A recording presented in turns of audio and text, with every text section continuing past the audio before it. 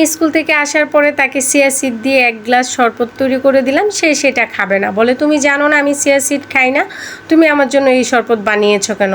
কিছু আইসক্রিম বানিয়ে দিতা, তুমি কত রেসিপি তৈরি করো, তুমি আইসক্রিম তৈরি করে দিতে পারো না? তাহলে তো আমি খেয়ে নিতাম। তো আমি ভাবলাম যে ঠিকই তো বলেছে আমার মেয়ে, চিয়া সিড তুমি খাও না, তোমাকে তো আমি চিয়া সিড খাওয়াবো, সেটা আইসক্রিমের মাধ্যমে খাওয়াবো।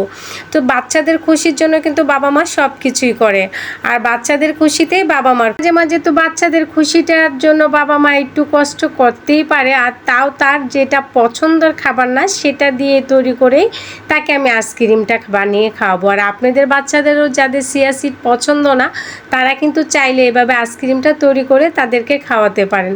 তো আসসালামু আলাইকুম, কেমন আছেন আমার প্রিয় ভাই ও বোনেরা? আশা করি সকলে ভালো আছেন। আলহামদুলিল্লাহ আমি ভালো। আমি অল্প পরিমাণে তাল নিয়েছি, একদম কচি তালটা, তারপর 3 চামচ গুঁড়ো দুধ দিয়ে দিলাম, হাফ কাপ দিয়েছি লিকুইড দুধ, তারপরে হাফ চামচ দিয়েছি চিয়া সিড দিয়ে আমি এটাকে ভালোভাবে ব্লেন্ডার করে নিয়েছি।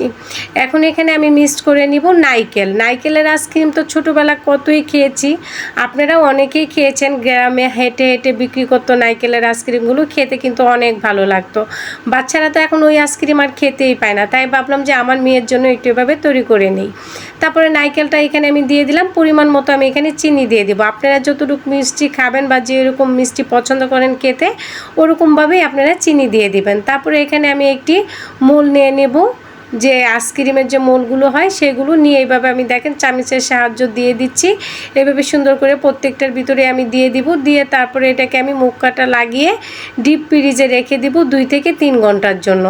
এটা কিন্তু ডিপ ফ্রিজে রাখতে হবে, আবার নর্মালে রাখলে কিন্তু জমাট বেঁধে যাবে না।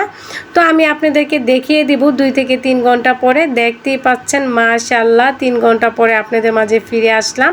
আইসক্রিমগুলো কতটা সুন্দর পারফেক্ট হয়েছে, আর এটা খেতে কিন্তু অসাধারণ হয়েছিল। বাসায় তৈরি করে যখন খাবেন তখনই বুঝতে পারবেন যে আপু কী বলেছিল। তো এ পর্যন্তই ছিল আমার আজকের এই ভিডিওটা। যদি ভালো লেগে থাকে অবশ্যই একটি লাইক করবেন, কমেন্ট করবেন, শেয়ার করবেন। সকলেই ভালো থাকবেন, সুস্থ থাকবেন। আল্লাহ হাফেজ।